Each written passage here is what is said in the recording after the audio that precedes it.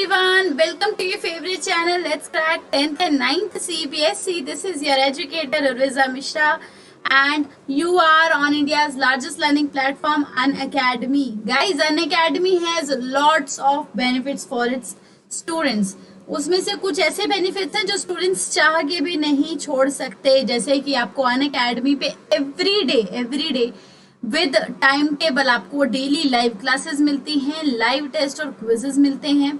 Structured courses से आप अपने एग्जाम की बहुत ही बेहतरीन ढंग से तैयारी कर सकते हैं और अनलिमिटेड एक्सेस से आप एक क्लास से कितनी भी बार देख सकते हैं अपने घर के कंफर्ट जोन से। जैसे कि ट्यूशन पे होता है ना कि यार आज की क्लास मिस होगी तो पूरा का पूरा कॉन्सेप्ट मिस हो गया, but this thing is changing with online education revolution. अभी आपको कोई भी कॉन्सेप्ट मिस नहीं करना है। एक भी दिन अगर आपने क्लास भी मिस कर दी तो कितनी भी बार उसका रिकॉर्डेड सेशन देखो, ऐसा ही लगता है जैसे एजुकेटर आपसे ही बात कर रहा है। कितनी भी बार कितनी भी डिवाइसेस से अपने घर के कंफर्ट जोन से आप वो चैप्टर वो टॉपिक दोबारा पढ़ सकते हो और आप इंडिया के बेस्ट फैकल्टी से पढ़ सकते हो, बेस्ट एजुकेटर से पढ़ सकते हो। अगर अभी तक आपने अनअकैडमी की ऐप नहीं डाउनलोड की है then please download it fast guys, because आप ये बेनिफिट्स चाह के भी नहीं छोड़ सकते हो। ये बहुत ही बेहतरीन बेनिफिट्स है, तभी आपको मिलेंगे जब आप अनअकैडमी की लर्निंग ऐप से हमसे जुड़ेंगे। अगर आप मेरे प्लस कोर्सेज पढ़ना चाहते हैं, मुझसे बायोलॉजी फिजिक्स एंड केमिस्ट्री तीनों सब्जेक्ट पढ़ना चाहते हैं, तो प्लीज आप इस वीडियो के डिस्क्रिप्शन में एक सब्सक्रिप्शन का लिंक दिया हुआ है, उस पर क्लिक करो। 2 से 3 साल का सब्सक्रिप्शन खरीदिए और अप्लाई करिए मेरा प्रोमो कोड जो है URVIZA इन कैपिटल URVIZA। इससे आपको बच्चों 10% का ऑफ तो मिलता ही मिलता है। बाकी आपको अनअकैडमी के सभी बेस्ट एजुकेटर जो 10th CBSE को पढ़ा रहे हैं सभी से पढ़ने का मौका मिलता है। अगर ये कोर्स 10th के अलावा भी कोई स्टूडेंट कोई और कोर्स भी खरीदना चाह रहे हैं तो भी आप मेरा प्रोमो कोड अप्लाई कर सकते हैं, उससे भी आपको 10% का ऑफ मिलेगा। मैंने आपको बताया था कि इस पार्ट 4th में अब हम लोग डिस्कस करने वाले हैं सिर्फ और सिर्फ केमिकल रिएक्शंस। थ्योरी का part we have already completed और not. If you still haven't watched those parts please जाइए एंड देखिए वो पार्ट्स फर्स्ट चैप्टर के सभी important. Let me show you, I have already uploaded the 4th part. या this is it, this is the 4th part of my this chapter and today I am going to show you the 5th part, how what we are going to do in the 5th part। हम लोग 5th part से 6th 7th 3 parts में हम लोग discuss करने वाले हैं सिर्फ और सिर्फ केमिकल रिएक्शंस। आपको पता है इस चैप्टर का नाम ही है केमिकल रिएक्शन एंड इक्वेशन, तो इस चैप्टर में केमिकल इक्वेशंस बहुत सारे हैं। वो केमिकल इक्वेशंस आपको कंप्लीट करने पड़ेंगे अगर आप अपने बोर्ड में बिना मार्क्स लूज किए मार्क्स गेन करना चाहते हैं तो चलिए चलते हैं, शुरू करते हैं केमिकल इक्वेशंस की सीरीज। केमिकल इक्वेशंस के ये पार्ट्स स्टूडेंट्स आपको पता है 2018 के क्वेश्चन पेपर में बहुत ही ढेरों सारे केमिकल इक्वेशंस आए थे, तो इस चैप्टर में भी आपके जितने भी थ्योरी के पार्ट्स हैं वो कैंसिल हुए हैं, यानी कि कार्बन एंड कंपाउंड वाला एक्सट्रैक्शन वाला भी जो आपको मेटल्स एंड नॉन मेटल्स था। तो अभी क्या चांसेस है, अभी देयर आर हाई चांसेस कि आपके केमिकल इक्वेशन के जो है वेटेज बढ़ जाएगी। तो केमिकल इक्वेशन की वेटेज बढ़ रही है तो इसका मतलब पेपर टफ हो रहा है और इस पेपर की टफनेस को डील करने के लिए, वो पेपर क्रैक करने के लिए, if you are watching my each and every part religiously, follow each and every chapters. मैंने आपको पीरियोडिक क्लासिफिकेशन ऑफ एलिमेंट्स भी पार्ट वाइज करा दिया है, फिर मैंने आपको मेटल्स एंड नॉन मेटल्स भी पार्ट वाइज करा दिया है, मैंने आपको एप्स यानी कि एसिड बेसिस एंड सॉल्ट भी पार्ट वाइज करा दिया है और ये चैप्टर भी पार्ट वाइज करा दूंगी। ये चैप्टर्स जो मैंने पार्ट वाइज कराए हैं इनमें क्या किया है, सभी के सभी जो NCERT के क्वेश्चंस बन सकते थे और जो आपके रेफरेंस बुक से क्वेश्चन बन सकते थे वो सभी मैंने कंप्लीट कराए हैं। स्टूडेंट्स जब मेरा इस सारे केमिस्ट्री के चैप्टर्स की सीरीज खत्म होने वाली है उसके बाद मैं आपको प्रीवियस ईयर्स के क्वेश्चन पेपर की सीरीज लॉन्च करने वाली हूँ। अगर आप प्रीवियस ईयर्स के क्वेश्चन पेपर की सीरीज में पार्टिसिपेट करना चाहते हैं तो एवरीडे 4 PM पे मेरा सेशन फॉलो करिए, आपको इनसे बहुत ज्यादा बेनिफिट जरूर मिलने वाला है। तो फर्स्ट क्वेश्चन इस आपको क्या करना है ना, जैसे ही आपकी स्क्रीन पे क्वेश्चन आएगा आपको ये पता लगाने की कोशिश करना है इस क्वेश्चन का टाइप क्या है, इस इक्वेशन का टाइप क्या है, whether it is oxidation reduction, whether it is combination, whether it is decomposition reaction, whether it is displacement और whether it is double displacement reaction. तो सबसे पहले जिंक जब H2SO4 यानी कि सल्फ्यूरिक एसिड के साथ रिएक्ट करेगा तो वो जिंक सल्फेट बना रहा है और वो हाइड्रोजन गैस रिलीज कर रहा है। इस इक्वेशन में ये चीज क्लियर है ना। अभी मैं आपसे पूछूं कि इसमें ये धोखे वाला रिएक्शन है कि समझौते वाला रिएक्शन है कि सड़ेलू रिएक्शन है, which type of reaction it is? Yes, you all are right. आपको पता है जब भी किसी एक के साथ कोई जो एलिमेंट जुड़ा था, जो कंपाउंड जुड़ा था, वो दूसरे के साथ जाके जुड़ जाता है तो उसको कहते हैं डिस्प्लेसमेंट रिएक्शन, क्योंकि सल्फेट की पहले जगह थी H2 के साथ, अभी उसने अपनी जगह चेंज कर ली और वो चला गया जिंक के साथ। सो this is a displacement reaction, this was a simple reaction. और ये रिएक्शन आप एसिड बेसिस एंड सॉल्ट में भी देखेंगे। टाइप देखो, बहुत सारे रिएक्शंस तो रिपीटेड हैं। अगर आपने फर्स्ट चैप्टर के 60 रिएक्शन है टोटल, अगर वो कर लिए ना तो आपके सेकंड वाले चैप्टर के रिएक्शन आपको दोबारा करने की जरूरत नहीं पड़ेगी। आपको पता है जब भी कोई भी मेटल हो, अगर वो एसिड के साथ रिएक्ट करेगा तो वो हाइड्रोजन गैस रिलीज करेगा और वो बनाएगा salt. This was a type we have done in acid bases and salt कि जब भी कोई एसिड अगर मेटल के साथ रिएक्ट कर रहा है, मेटल के साथ, आपको पता है मेटल क्या होता है? एल्काली, और एल्काली के साथ एसिड एक चीज तो जरूर बनाता है और वो है सॉल्ट। तो सॉल्ट बनेगा और हाइड्रोजन गैस ही रिलीज होगी क्योंकि मेटल के साथ रिएक्ट किया है, बेसिस के साथ नहीं रिएक्ट किया। नेक्स्ट क्वेश्चन है कि क्या होगा अगर हाइड्रोजन जो है गैस वो ऑक्सीजन के साथ रिएक्ट करेगी। आपको पता है ये बहुत ही सिंपल रिएक्शन है, इसी के प्रोसेस से हम लोगों का वाटर फॉर्म होता है, बट इसमें इलेक्ट्रोलाइसिस का भी एक बहुत बड़ा रोल है वाटर के फॉर्मेशन में। इनके बीच में कोवेलेंट बॉन्ड फॉर्म करने के लिए बहुत ज्यादा हाई एनर्जी चाहिए होती है और वो एनर्जी हमें इलेक्ट्रिक चार्जेस से मिलती है। So it is not possible कि अगर आपने ऐसे कोई हाइड्रोजन यूज किया। और हाँ, one more thing, this is an example of, अगर मैं इस एग्जाम्पल पे पॉइंट्स लिखना चाहूँ तो ये कॉम्बिनेशन रिएक्शन भी है। This is a combination reaction, this is a what else, covalent bond भी है। इनके बीच में कोवेलेंट बॉन्ड क्या होता है? जब ये non metals and non metals bond बनाता है, नो। तो non metals and non metals, hydrogen भी एक नॉन मेटल है, ऑक्सीजन भी एक नॉन मेटल है, and they are forming a covalent bond. This is an example of combination reaction and this reaction is not balanced. अगर आप check करेंगे balancing के लिए तो आप देख सकते हैं, आपको इधर दिख रहा है हाइड्रोजन तो 2 है, ऑक्सीजन कभी भी अकेला नहीं फॉर्म होता है, ऑक्सीजन हमेशा O के मॉलिक्यूल्स में फॉर्म होता है। हाँ, बट ये आगे की रिएक्शन लिखी है, जब ऑक्सीजन का एक मॉलिक्यूल्स बच जाएगा इलेक्ट्रोलाइसिस के द्वारा, फिर ऑक्सीजन का एक मॉलिक्यूल्स बचेगा, फिर वो हाइड्रोजन के साथ कंबाइन करेगा तो उसको वाटर फॉर्मेशन कहते हैं। Okay, this is the final step of the equation. तो ठीक है, ऐसे कर सकते हैं। ये फिर बैलेंस्ड है। अदरवाइज अगर H2O2 होती तो ये बैलेंस नहीं होती, तब आपको इसको बैलेंस करना पड़ता। ठीक है, वो वाली रिएक्शन बैलेंस्ड है। अभी आप कैल्शियम हाइड्रोक्साइड को देखेंगे, यानी कि लाइम वाटर। बच्चे, ये रिएक्शन आपके घर में व्हाइट वॉशिंग के यूज में आता है।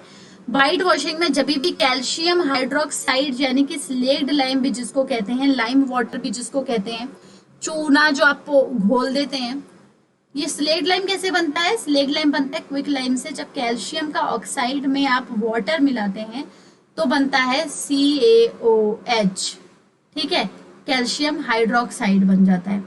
Now here you can see is that calcium hydroxide when reacts with carbon dioxide, it is forming calcium carbonate and water.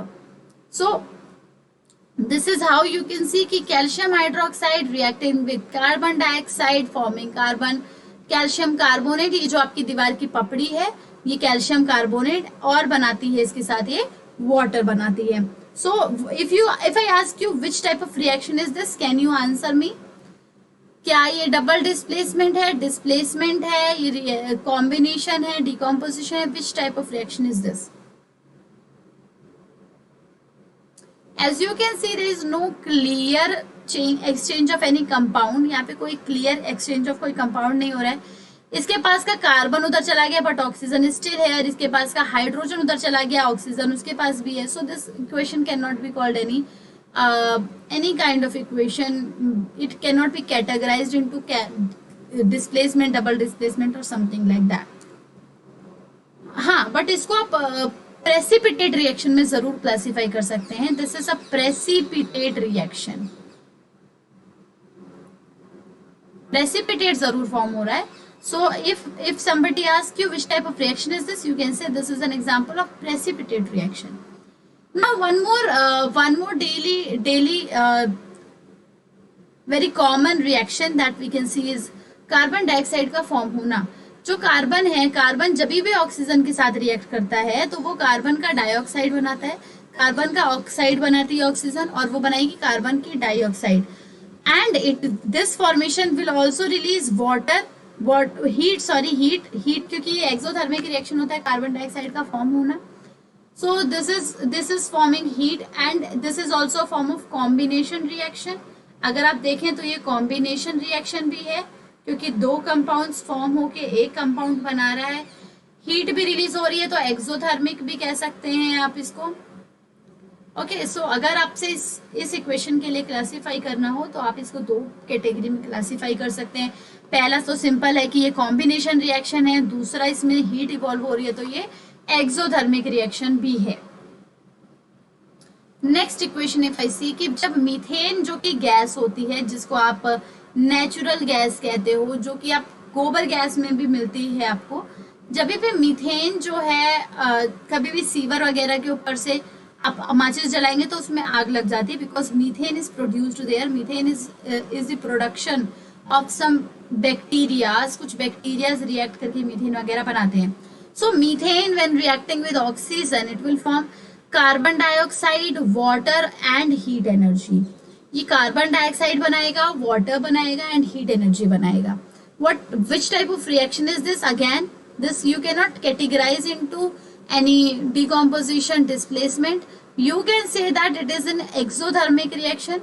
It is an exothermic reaction and you can also see कि यहाँ पे एक redox reaction भी हो रहा है. Carbon से hydrogen remove हो रहा है, ऑक्सीजन ऐड हो रहा है, ऑक्सीडेशन हो रहा है. कार्बन का ऑक्सीजन के साथ हाइड्रोजन ऐड हो रहा है तो ऑक्सीजन का रिडक्शन हो रहा है. ऑक्सीडेशन और रिडक्शन दोनों हो रहा है तो रिडॉक्स रिएक्शन जरूर है ये, बट ये displacement, double displacement, combination, decomposition नहीं है. This is an example of exothermic reaction. क्योंकि हीट जब भी इवॉल्व होती है, निकलती है, एक्सो यानी कि एग्जिट करती है, तो आप उसको कहते हैं exothermic reaction. Now sixth question, अगर ग्लूकोज के साथ ऑक्सीजन मिलता है, this is what goes when we respire, when we do respiration. हम लोगों को जो खाने से ग्लूकोज मिलता है वो हमारे बॉडी में ग्लूकोज के फॉर्म में स्टोर हो जाता है. ये हमें एनर्जी नहीं देता है, बट क्योंकि हमारी बॉडी की एनर्जी करेंसी ग्लूकोज नहीं है, हमारी बॉडी एटीपी के फॉर्म में एनर्जी लेती है. दैट इज एडिनोसाइन ट्राइफॉस्फेट, यानी कि फास्फोरस की 3 मॉलिक्यूल्स. एडिनोसाइन ट्राइफॉस्फेट का बहुत ही लंबा बड़ा रिएक्शन होता है कार्बन, नाइट्रोजन और ऑक्सीजन और हाइड्रोजन का. सो वहां पे आप देख सकते हैं. बट ये हमारी एनर्जी की करेंसी एटीपी होती है. तो इसीलिए जब भी हम हमारे सेल्स में जो ग्लूकोज स्टोर्ड है, जब भी हम ऑक्सीजन लेंगे तो वो ग्लूकोज ब्रेक डाउन होगा कार्बन डाइऑक्साइड में, वाटर में और एनर्जी में. That glucose will break down into energy, water and carbon dioxide. So if I ask you whether this is an exothermic reaction, whether this respiration reaction is also an exothermic reaction, yes it is. देखो आपको पता है heat भी एक energy होती है, और मैंने बोला है कि अगर एनर्जी रिलीज हो रही है दैट मीन्स हीट एनर्जी भी रिलीज होगी उसमें, and this is definitely an exothermic reaction. Now nitrogen and oxygen is combining to form nitrogen monoxide. लेकिन आप देख रहे हैं कि रिएक्टेंट साइड में इनको मोनोक्साइड बनाने के लिए हीट की आवश्यकता है. ये हीट को अपने अंदर ले रहे हैं, इनको हीट चाहिए. तो जब भी ऐसा कोई केमिकल रिएक्शन जिसमें हीट चाहिए होता है, हीट अपने अंदर लेते हैं, it is known as endothermic reaction. उसको एंडोथर्मिक रिएक्शन कहते हैं. एंड आप देख सकते हैं कि रिएक्टेंट की साइड में मैंने बोला है रिएक्टेंट की साइड में अगर दो से ज्यादा कितने भी हो, लेकिन प्रोडक्ट की साइड में अगर एक ही प्रोडक्ट सामने आता है तो उसको बिल्कुल कहा जाता है क्या, कॉम्बिनेशन रिएक्शन, क्योंकि सभी को ही कंबाइन हो गया एंड कंबाइन हो गए इन्होंने एक सिंपल प्रोडक्ट बना दिया. That is why it can be known as combination. It can, okay, my writing is very bad, right? I have to really do something to write well.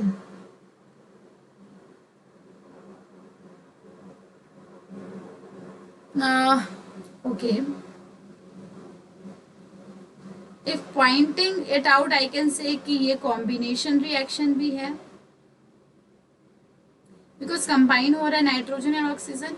This is endothermic, अंदर आ रही है energy, पहले energy ले रहे हैं, then reaction is happening. और क्या ये बैलेंस्ड है? Yes, this is also a balanced reaction, क्योंकि इसके आगे आपने 2 लगाया है कार्बन नाइट्रोजन मोनोऑक्साइड के आगे. नेक्स्ट हम चलते हैं 8th रिएक्शन की ओर, जो है कैल्शियम कार्बोनेट. जो पपड़ी आपकी दीवार पे बनी थी, कैल्शियम हाइड्रोक्साइड में आपने कार्बन डाइऑक्साइड मिलाया था तो कैल्शियम कार्बोनेट बना था ना. ये पपड़ी को जब दोबारा आप गर्म करेंगे ना, ये दोबारा से वही बन जाएगी आपकी कैल्शियम की ऑक्साइड. चाहो तो अपने ये दीवार की पपड़ी उतार के इसको दोबारा जला के देख लो. It will again form calcium का ऑक्साइड, जिसको कहा जाता है क्विकलाइम. और इसमें जो गैस रिलीज होगी दैट इज कार्बन डाइऑक्साइड. तो अभी आप क्विकलाइम में दोबारा से वाटर मिलाओगे, दोबारा से कैल्शियम हाइड्रोक्साइड बन जाएगा. ठीक है, so this is the whole process. अगर मैं पूछूं कि ये किस टाइप का रिएक्शन है, मैंने आपको बताया था कि जब भी रिएक्टेंट के साइड में सिर्फ एक ही चीज मौजूद हो, लेकिन प्रोडक्ट के साइड में 2 या 2 से ज्यादा, 2 या फिर मोर देन 2 मौजूद हो, तो उसको कहा जाता है डीकॉम्पोजिशन रिएक्शन. डीकॉम्पोजिशन रिएक्शन कि जब भी रिएक्टेंट की साइड पे एक हो, लेकिन प्रोडक्ट की साइड में टूट टूट के वो बहुत ज्यादा बन चुका हो, तो हम ऐसे मान लेते हैं, हम ऐसा समझ लेते हैं कि इनका डीकॉम्पोजिशन हुआ होगा. एंड हीट इसमें एब्जॉर्ब हो रही है, जब आप हीट कर रहे हैं तभी ये डिकम्पोज हो रहा है. मोस्ट ऑफ द रिएक्शन जो डिकम्पोजिशन होता है वो एंडोथर्मिक होता है. मोस्ट ऑफ द रिएक्शन, मैं बोल रही हूँ most of the reaction endothermic होगा. मोस्ट ऑफ द जो डिकम्पोजिशन रिएक्शन है, क्योंकि किसी चीज को ब्रेक डाउन होने के लिए एनर्जी की नीड होती है, उसको ब्रेक डाउन करने के लिए आपको एनर्जी चाहिए होगी.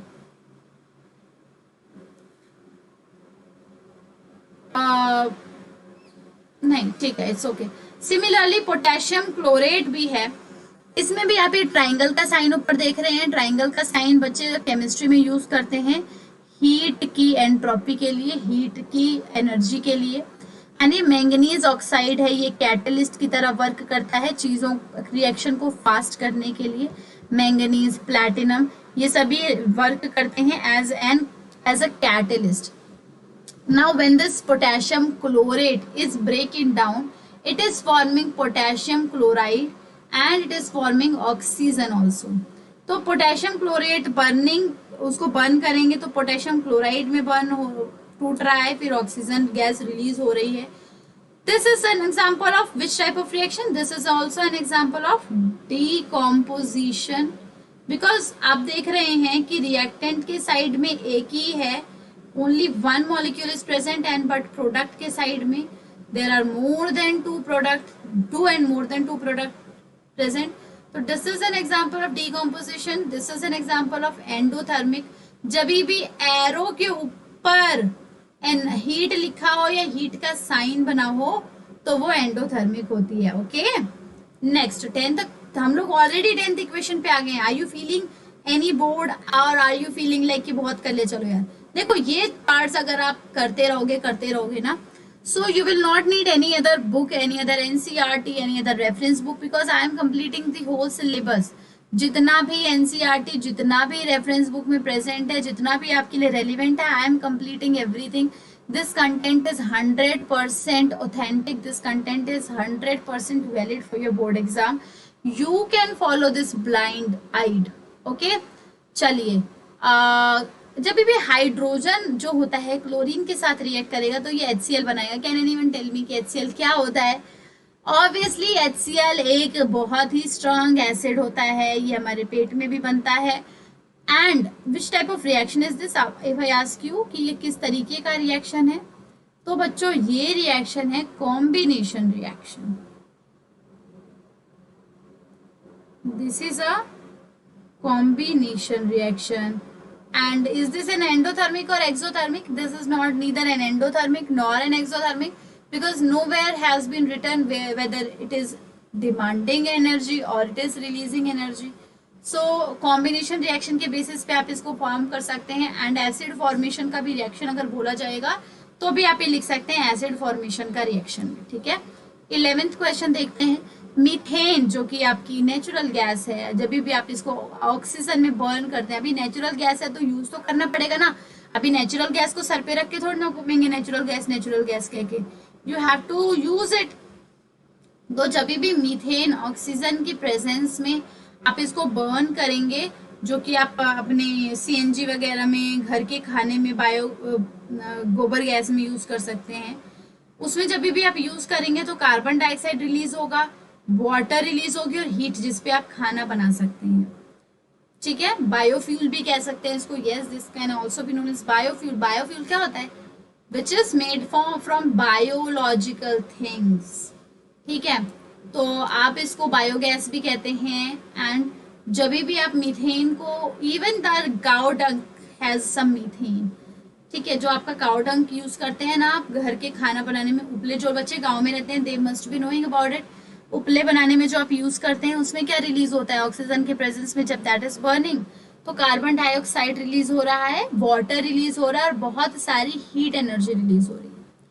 Now coming to the 12th part, and it is on adding an aqueous solution of sodium hydroxide. कभी भी आप सोडियम हाइड्रोक्साइड के एक्वस सॉल्यूशन को कॉपर सल्फेट में डालेंगे। कॉपर सल्फेट क्या है? Copper sulphate is a salt. तो जब भी आप इसमें आप सोडियम हाइड्रोक्साइड जो कि बेसिस है इसमें डालेंगे तो आपको प्रेसिपिटेट रिएक्शन देखने को मिलेगा। किस चीज का? ये उसके साथ कॉपर हाइड्रोक्साइड आ गया एंड सोडियम के साथ सल्फेट चला गया। Now this is absolutely an easy type two identify. You can easily identify which type of reaction is this. This is a type of double standard, that is double displacement. देखो यार, नाम बहुत बड़े बड़े लगते हैं बट कॉन्सेप्ट बहुत ही simple है। 10th में इससे ज्यादा मुश्किल नहीं आएगा। एग्जाम्पल पूछ लेंगे ज्यादा से ज्यादा डबल डिस्प्लेसमेंट का, ये रिएक्शन आपको कंप्लीट करने के लिए कह देंगे। यार आपको पता है जो कॉपर है वो कम रिएक्टिव है एंड जो सोडियम है दैट इज मोर रिएक्टिव। तो सल्फेट जो कि कॉपर के साथ है, सोडियम ऑब्वियसली कहेगा ना कि सल्फेट को मेरे साथ करो एंड वो हाइड्रोक्साइड को उधर भेज देगा, तो एक्सचेंज तो होगा ही इनके आयंस। तो this is a form of double displacement reaction and precipitate reaction also, because ये जो कॉपर हाइड्रोक्साइड है ये प्रेसिपिटेट की फॉर्म में बाहर ऊपर उठ जाएगी इस पूरे के पूरे रिएक्शन में, और जो सोडियम सल्फेट है इस सॉल्यूशन में लिक्विड फॉर्म में ही रहेगा। ना 13th भी एक सैंपल प्रॉब्लम है। यू ऑल नो, जब भी आप पानी को पानी में नहीं, सॉरी, जो आयरन है वो पानी के साथ लिक्विड फॉर्म में नहीं रिएक्ट करता है, क्योंकि आप घर में लोहे की कढ़ाइयाँ यूज करती हैं, लोहे के तावे यूज करते हैं, वो खराब नहीं होता है। हम कितने सालों से यूज कर रहे हैं, पानी के वजह से नहीं खराब होता है। जब भी आप आयरन को बाहर छोड़ देते हैं, एक्सपोजर दे देते हैं एनवायरमेंट का, उसमें क्या प्रेजेंट होता है? H2O गैसियस फॉर्म में। यानी कि आपको पता है बहुत ज्यादा ह्यूमिडिटी होता है हमारे आसपास। तो ह्यूमिडिटी में क्या प्रेजेंट होता है? इट इज वाटर के मॉलिक्यूल्स, स्टीम वगैरह। तो जब भी आप आयरन को लीव करेंगे गैस यानी कि स्टीम की प्रेजेंस में लीव करेंगे एनवायरमेंट में, आप कभी भी अपना लोहे का ब्रिज वगैरह छोड़ देते हैं, लीव कर देते हैं, obviously we have to leave it. जो लोहे होते हैं ब्रिज वगैरह पे वो रहते हैं वहां पे, तो ये क्या बनाते हैं? ये ऑक्सीजन का ये आयरन का ऑक्साइड बनाते हैं जिसको कहा जाता है रस्ट, ठीक है। इसको आप नॉर्मली रस्ट भी कहते हैं। And this is corrosion. आपने 4th पार्ट में करा है ना, कोरोजन है ये, ठीक है। कोरोजन जब होता है, जब किसी मेटल का ऑक्साइड फॉर्म होता है, तो ये कोरोजन भी है। This is also an redox reaction. देखो यहाँ पे ऑक्सीडेशन भी हो रहा है, रिडक्शन भी हो रहा है। आयरन के साथ ऑक्सीजन ऐड हो रही है। ऑक्सीजन का ऐड होने का मतलब होता है आयरन का ऑक्सीडेशन होता है, और H2O के साथ ऑक्सीजन रिमूव हो रहा है, रिमूव होने को रिडक्शन कहते हैं, यानी कि H2O का रिडक्शन हो रहा है। Okay, now hydrogen chlorine is combining to form hydrogen chloride, again the same reaction is formed, same चीज हुई है। नाउ 15th रिएक्शन अगर आप देखें तो देख सकते हैं hydrogen is combining with nitrogen. जब भी हाइड्रोजन नाइट्रोजन के साथ कंबाइन करेगा it will form ammonia NH3। देखो आपको पता है अमोनिया का बहुत ज्यादा यूज होता है आपके डे टू डे लाइफ में, फर्टिलाइजर्स बनाने से लेके आपकी क्रीम, मेकअप क्रीम, आपके खानों में अमोनिया यूज होता है। फूड इंडस्ट्री बहुत ज्यादा अमोनिया का यूज करती है, आपकी मेकअप इंडस्ट्री अमोनिया का यूज कर रही है, fertilisers, everything is using ammonia in one or the other way. तो अमोनिया के बहुत बड़े बड़े प्लांट होते हैं जिसमें क्या करते हैं वो हाइड्रोजन की गैस डालते हैं, नाइट्रोजन की गैस डालते हैं, and they just make it react with each other और ये बना देता है ammonia. Ammonia is different from ammonium students. Ammonia को अगर नाम छोटा है अमोनिया तो आपको ये देखना है कि नाम छोटा है तो हाइड्रोजन 3 होगा, और अमोनियम देखो आपको इसको UM करना पड़ेगा, एक वर्ड ज्यादा लगाना पड़ रहा है तो हाइड्रोजन का भी एक वर्ड ज्यादा लगाइए। तो अमोनिया और अमोनिया में कंफ्यूज मत होइए, ammonia is a different thing, ammonium is a different thing. Last reaction for today and that is जब भी सोडियम यानी कि कोई मेटल, अगर मेटल कोई वाटर के साथ रिएक्ट कर रहा है तो वो क्या बनाएगा, बेस बनाएगा और बनाएगा हाइड्रोजन गैस रिलीज करेगा। मेटल को जब भी आप वाटर के साथ रिएक्ट करोगे तो वो क्या बनाएगा, बेसिस बनाएगा एंड हाइड्रोजन गैस रिलीज करेगा। This is an example of which type of reaction you can not categorise into displacement, double displacement, combination या फिर reduction. Can you categorise? Yes we can categorise. वैसे तो इधर से OH जो तो remove हो रहा है but yeah there is no compound that is exchanging, तो आप इसको रिडक्शन, रिडॉक्स रिएक्शन के नाम पे कैटेगराइज कर सकते हैं। This is an example of redox reaction. Okay, this is an example of redox reaction and और ये आप नहीं, this is not neutralization reaction. Neutralization reaction क्या होता है, जब एसिड और बेसिस रिएक्ट करके सॉल्ट बनाते हैं तो उसको कहा जाता है neutralisation reaction. This is not an neutralisation reaction, please don't fool yourself. So guys आज के लिए इतना ही, 16 हमने ऑलरेडी कवर कर लिया है। मैं आपको बोलूंगी कि इस वीडियो को 4-5 बार देखिए, रिपीट पे लगा लगा के सारे रिएक्शंस लर्न हो जाएं। तो एक बार पेज पे 16 के 16 रिएक्शंस करिए, उसके बाद तब जाइएगा अपने पार्ट 6 पे। ये जो सीरीज पार्ट वाइज है ये आपके बोर्ड की प्रिपरेशन के लिए बहुत ही ज्यादा इंपॉर्टेंट है बच्चों, बिकॉज इससे आप लोग अपने बोर्ड के पार्ट वाइज, स्टेप वाइज एक एक चीजें कंप्लीट कर सकते हैं। अगर आप बोर्ड में अच्छे मार्क्स लाना चाहते हैं और अगर चैनल पे नए हैं तो चैनल को आज ही लाइक, शेयर और सब्सक्राइब करिए, बिकॉज इससे आपको हमारी नई वीडियो की नोटिफिकेशन मिलेंगी। और अगर आप चाहते हैं मेरे से प्लस पे जुड़ना, मैं वहाँ पे बायोलॉजी की एजुकेटर हूँ, तो प्लस पे जल्दी से जुड़िए। अभी इस वीडियो के डिस्क्रिप्शन बॉक्स में सब्सक्रिप्शन का लिंक दिया हुआ है, उस लिंक पे क्लिक करो, मेरा प्रोमो कोड अप्लाई करो अपनी एजुकेटर का URBIZA इन कैपिटल, तब तुरंत आपको 10% की छूट भी मिल जाएगी और आप अनअकैडमी पे जितने भी बेस्ट एजुकेटर प्रेजेंट हैं सभी के साथ पढ़ सकते हैं, सभी की क्लासेस का फायदा उठा सकते हैं। Okay, one more reaction was there, I am so sorry. चलो ठीक है, लास्ट में मूव करते करते एक आखिरी का रिएक्शन भी, magnesium and oxygen when reacting it will form magnesium का oxide, then this is also an combination reaction. मैंने बोला था आपको कि रिएक्टेंट साइड में कितने भी हो, प्रोडक्ट साइड में अगर एक मिल रहा है तो सिर्फ वो कॉम्बिनेशन रिएक्शन होगा। And that's it, thank you all, see you all tomorrow at 4 PM, see you, bye bye.